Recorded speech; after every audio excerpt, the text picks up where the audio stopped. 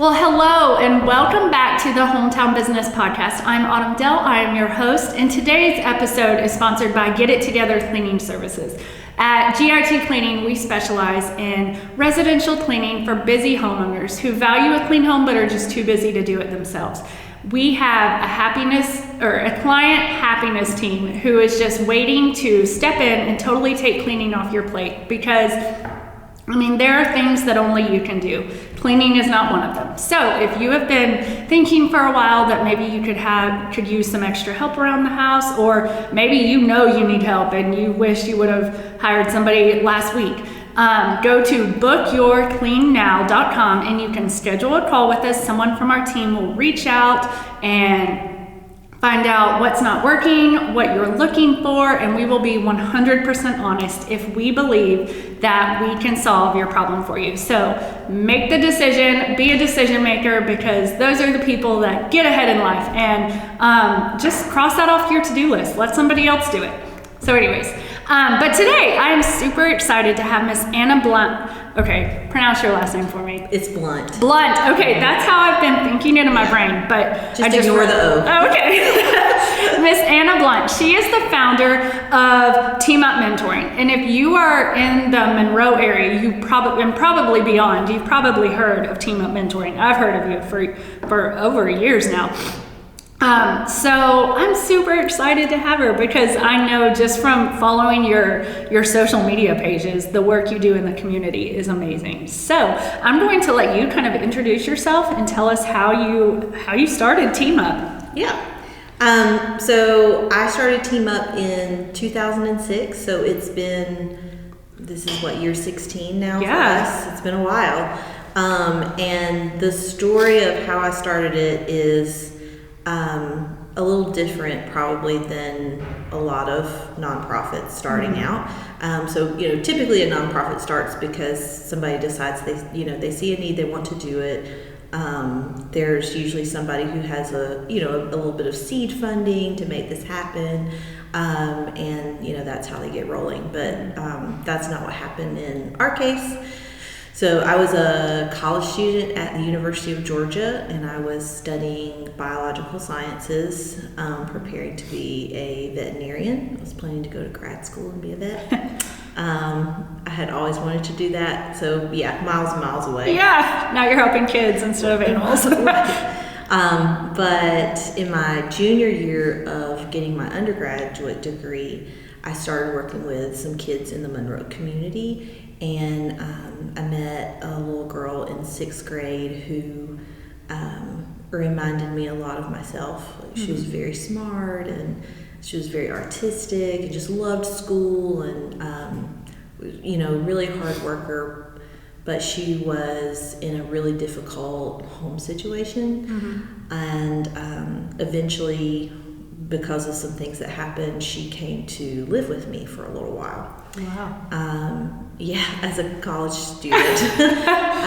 So and of course, authorities were involved in, making sure that she got taken care of during that process. But it really got me thinking and praying about really what I was supposed to do long term, and if veterinary medicine was the best thing for me to do, because I really enjoyed it and I could do it, but I realized that I really loved kids who were just through no fault of their own in just some really difficult circumstances. Right. Yeah.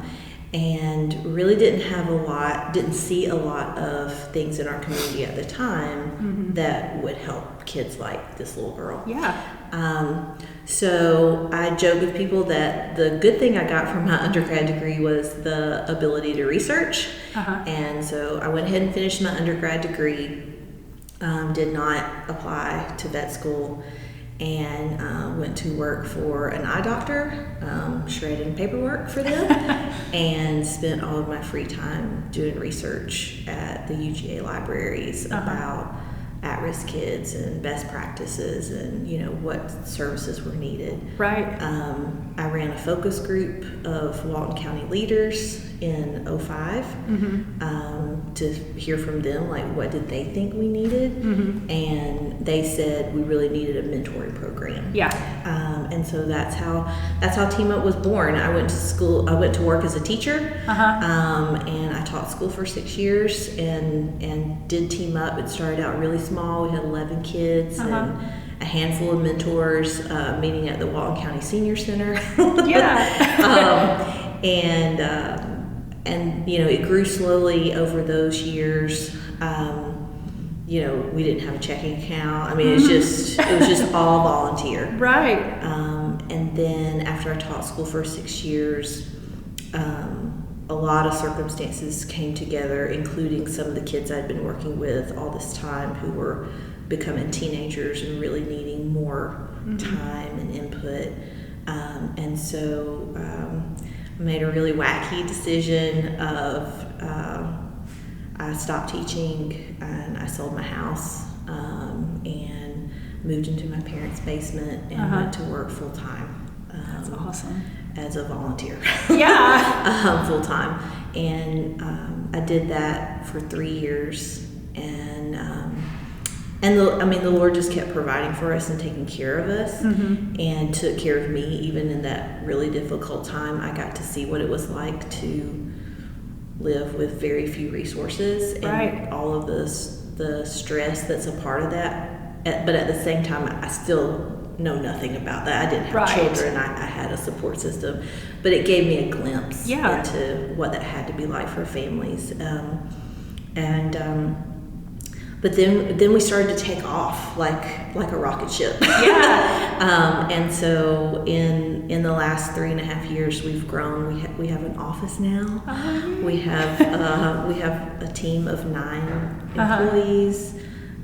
We have volunteers galore that work with kids and teenagers. That's awesome.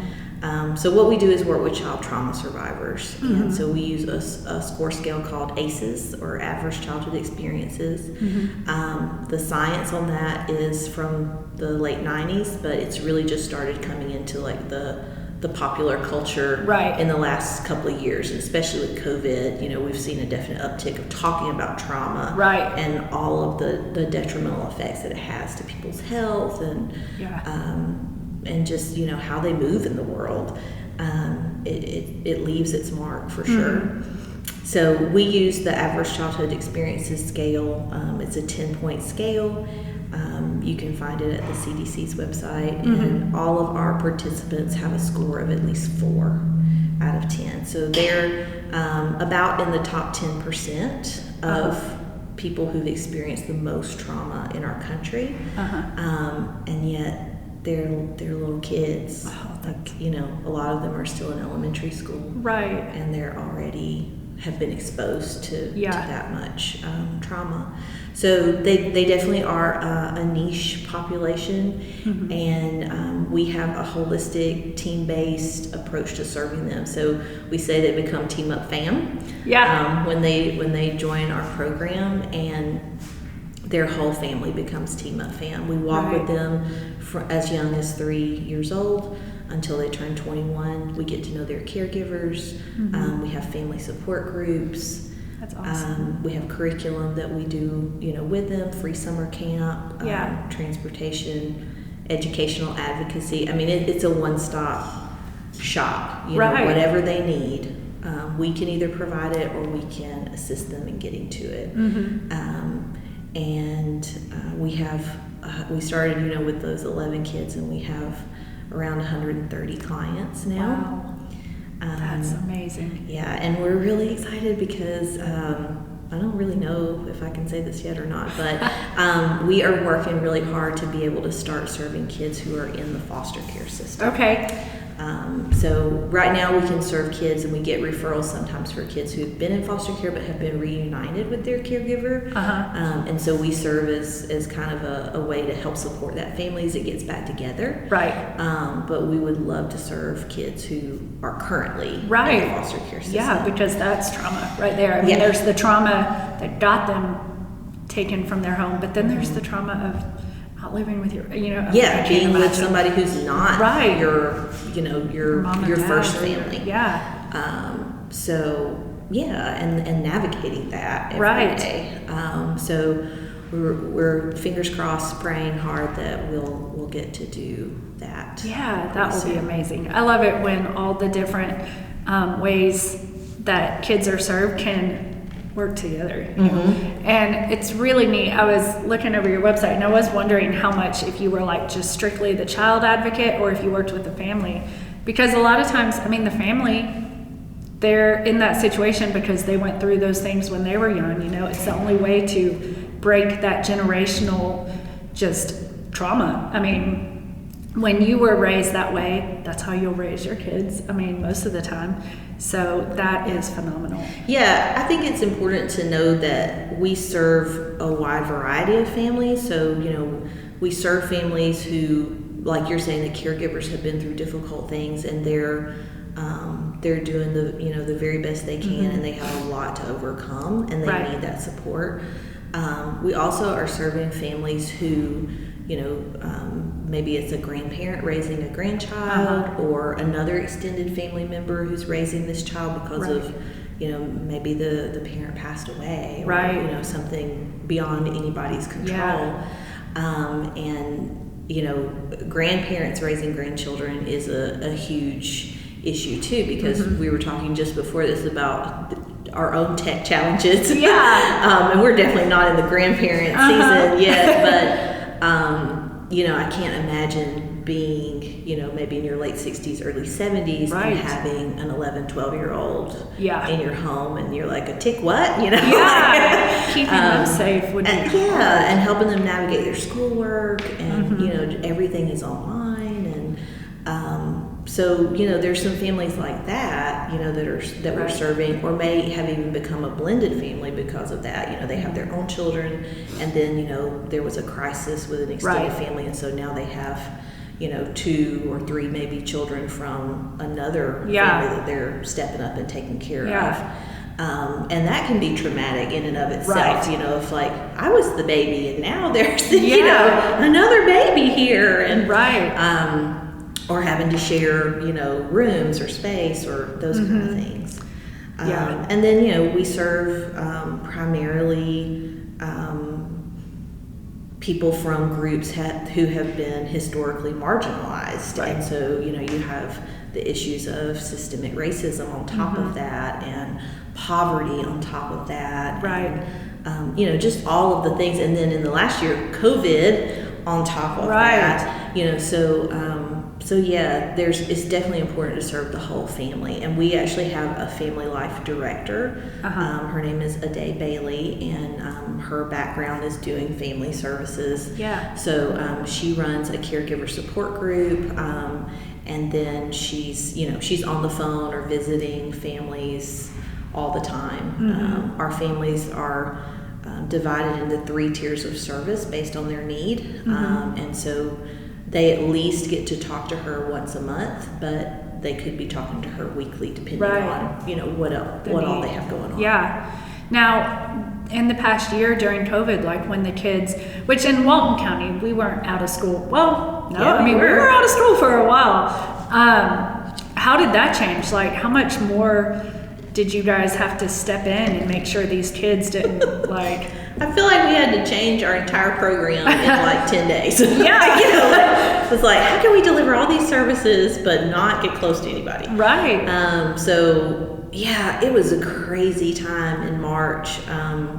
In early March, we started hearing about, schools closing, and we thought, we might start, thinking about this. But then it was like we went home on a Friday, and Monday they were closed. It was the weirdest thing.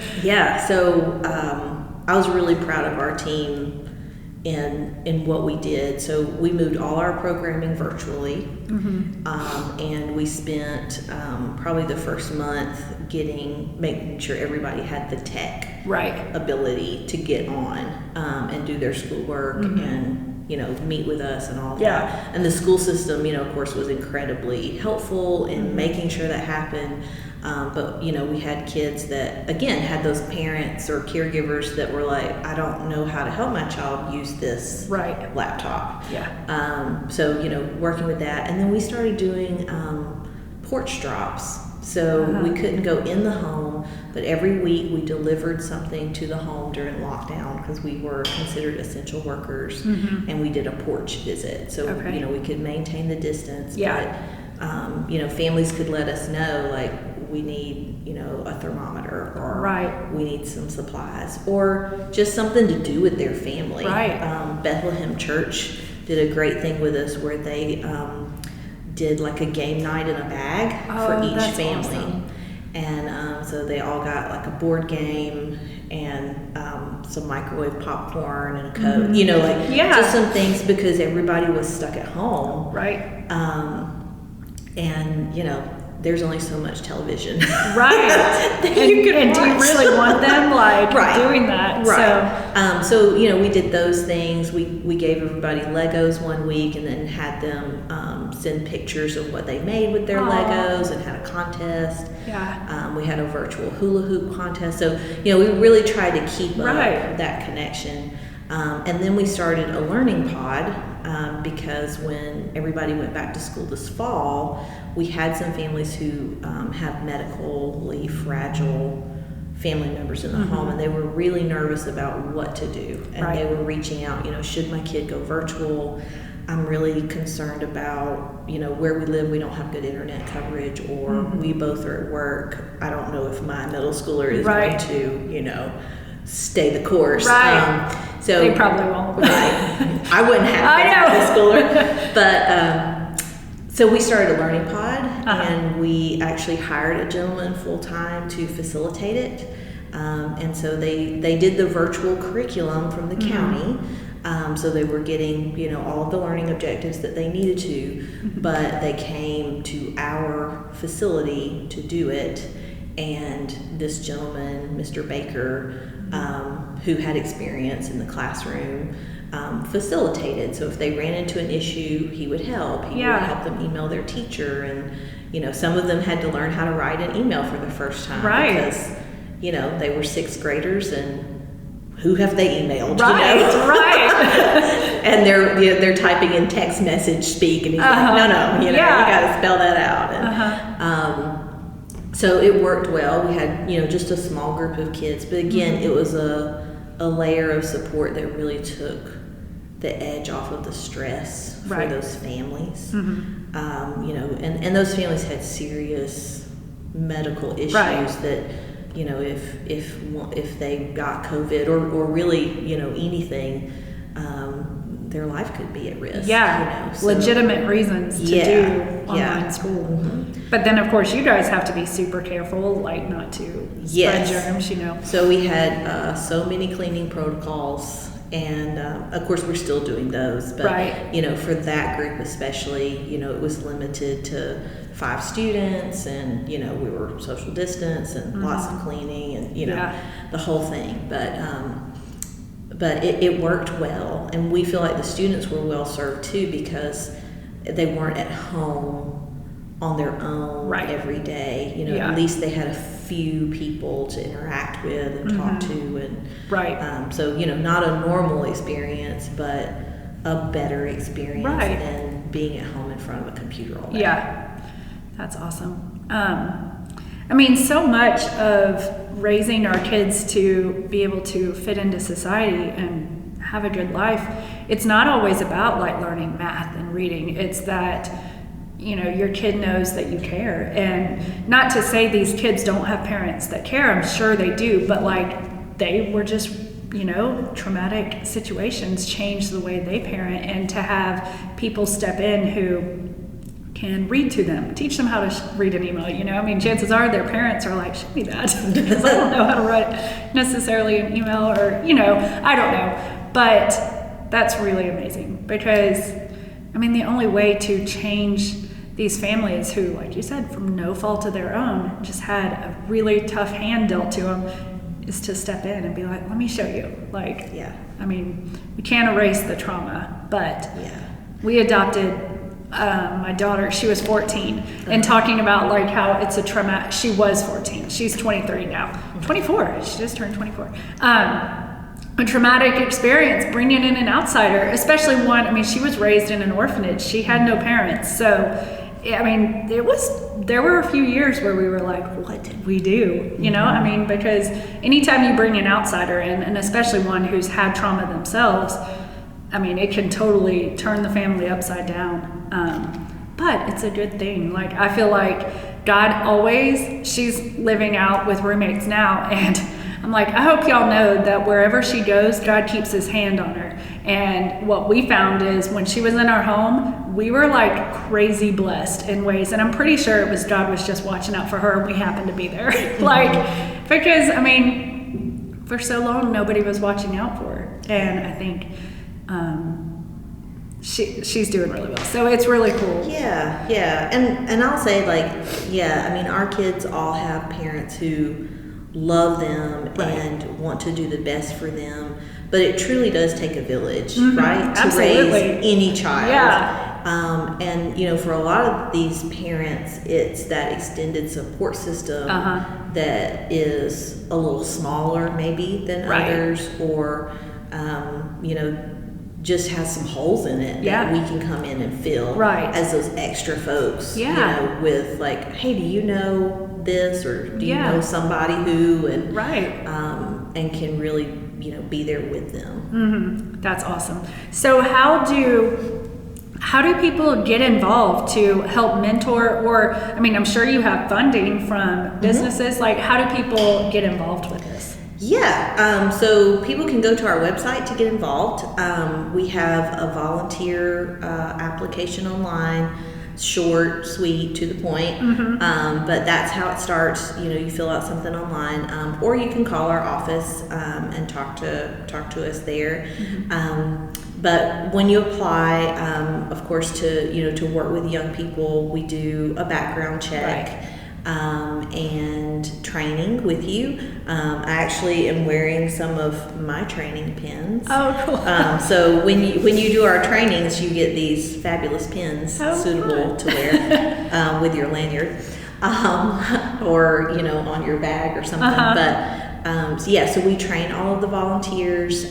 So you get, you know, an overview of what to keep in mind when you work with children in general, if you haven't done that before, and then a little bit about how kids with a large trauma history can have some different needs. And so, you know, we prepare you for that, and then you get matched with an age group of kids. So, you know, we have everybody from preschoolers through the end of high school, and all of the mentoring takes place on Tuesday or Thursday evenings, and so you choose what day you want to come. You know, we provide program staff on site, we provide the curriculum, we provide a meal every Tuesday and Thursday for kids and their mentors to have together. So, you know, they get a chance to chat over dinner, pray together, do those things, and have just some of that bonding time. So, you know, we plan it all out. We just need mentors to come and interact with kids, you know, ask them questions, let them teach you something, color with them, play with them. But, you know, it's not a mentoring program where, like some mentoring programs that are like, you know, go pick this kid up at their house and do something with them, you know, take them to a ball game or something. It doesn't work like that. We provide all the transportation, we provide all the oversight. So, you know, it's a really rewarding experience without some of the increased liabilities. You know, and if something happened, like, you know, a kid got sick or, you know, started crying or something like that, you know, you wouldn't be on your own, you know, to handle that. We have people on site to help you if you needed help. So that system has worked really well for us over the years. So, and our curriculum, you know, rotates. We have a literacy focus in elementary because we know that children with a high trauma background are much more likely to have a learning disability, and a lot of those learning disabilities have to do with reading. So we spend extra time reading with kids, and our teen program is all about developing leadership skills and empowerment. So we have chances for them to do service learning. We have character curriculum. We have Bible curriculum. We have drug and alcohol prevention curriculum where they actually get to design campaigns to take to their schools or other places who work with children locally and encourage them to be drug-free. Yeah. So there's lots of choices, for them as they get older of, what's your interest and helping match with that. Yeah. That's huge with kids in school. I mean, even the average kid, like managing getting through school without falling prey to some of that stuff is like huge. So yeah, and really the core of it is building a community, because most of our kids are with us for about 12 years. So, we really get to know them and their families. And so, you're building that community that's, focused on love and safety, and a relationship with the Lord. And, all of those things are being taught. And so we find, just like parents or people who know children for a long time in other places, that getting to know them when they're 6 or 7 years old makes conversations about dating or alcohol so much different when they're 15, because you have that that long-term relationship, them, you're not just somebody walking in saying don't do that, and you're someone who they think of when they're given the opportunity to do something that's is going to screw their life up. And I mean, maybe they come from a family that they grew up around those things perhaps, and so while they know it's bad, they don't see it for what it really is something that will stop you from your full potential. And I used to serve with the youth at school or at church, and I remember the youth pastor would be like, you are probably saying the same things their parents might be saying, but they're hearing it from you. And they won't always hear it from their parents. That's right. So that's huge too. Just having a second, I hope my kids, they're young, but I hope they grow up to find adults who, when they won't listen to me, they'll listen to them. And people who can even give better insight than I have necessarily. So that's really cool. Have any of your kids grown up to kind of volunteer? Like, have you had a whole generation kind of grow up with you yet? Yes, we have had. We're on the second generation now. So 100% of our kids have graduated from high school since 2015. Oh, wow. Most of them are first generation high school graduates. And almost 88% of them 2 years after they leave our program are either in college or they're working. That's awesome. So, we really see that, there's life change. And they're going on to fulfill their purpose. So, we know the model works. We have had kids, that come back and volunteer with us, become, mentors themselves. A lot of them, in the past when they get to high school, would come back and volunteer. Or, if they're in college or, have their own families now, will come and volunteer at fundraisers that we have, or, those kinds of things. So that's awesome. It's very exciting to see like them growing up and having their own children. You changed their life. Like their kids will probably have a different life, which I know sometimes the trauma is not something that anybody in their family it was out of everybody's control, but it easily could have veered their path to, from now on it's generational. I mean, trauma is trauma. And I was interviewing I don't know if you know the founder of Jambos. She provides pajamas to foster families, like their first night when they get that kid and the kid has nothing, they at least have pajamas. And she was like, we are all one bad mistake away from ruining our whole lives. Like, I mean, it's not something that you can look down on people who made a bad decision and ruined their life. Like, we could all do it. Like, I mean, it would take nothing to make that wrong decision, and your life is different. So and so many people, again, like they don't have the safety net that like I was blessed with as a child, where like you made a mistake but nothing terrible happened, because somebody was there to catch you, because you were still a kid, and kids, I mean, kids can be dumb. Sometimes people don't have that safety net either, and so it's a big risk. Yeah, that is a very good point, because we should all be allowed to be able to make mistakes. I mean, and not ruin our lives. And so to have a group of adults there who love that child enough to be like, all right, let's fix this. That's awesome. I've loved talking about this. So I know I was saying before, like my cleaning business, we've as a team, we're always looking we try to do monthly like get-togethers, and some of those we like to be like giving back.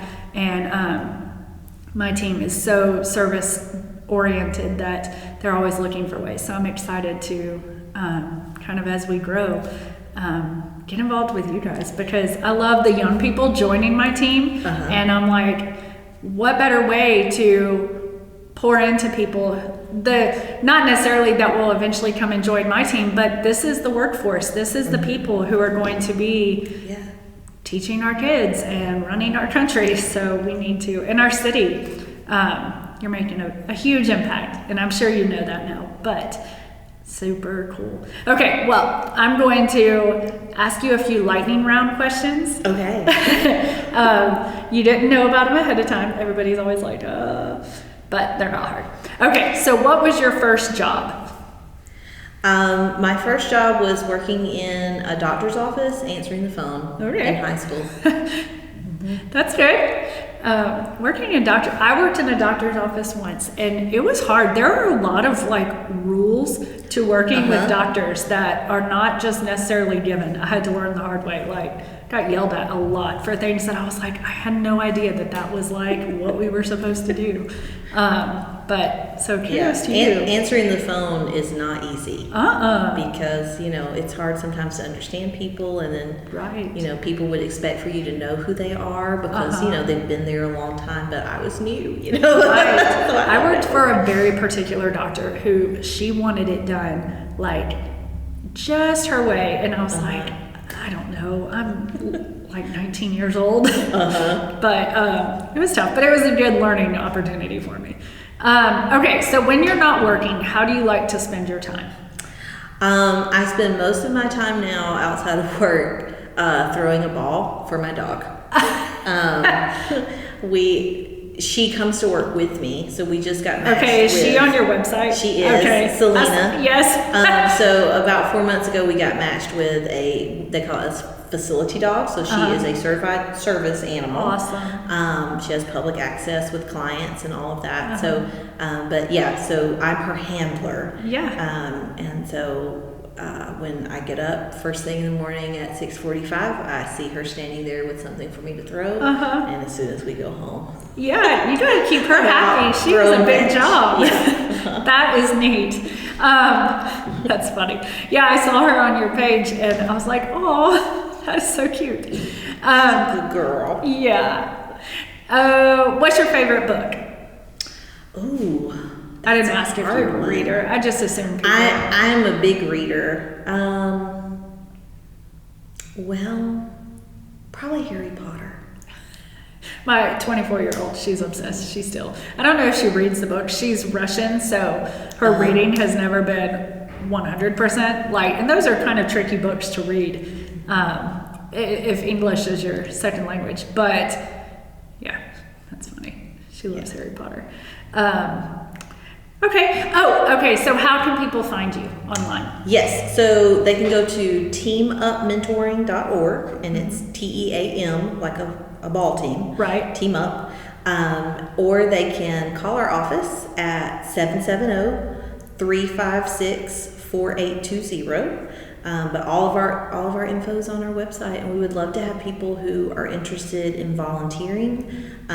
We have volunteer mentors. We also have volunteers who bring a meal on a Tuesday or Thursday evening, and they sign up to do that, once a semester or twice a semester.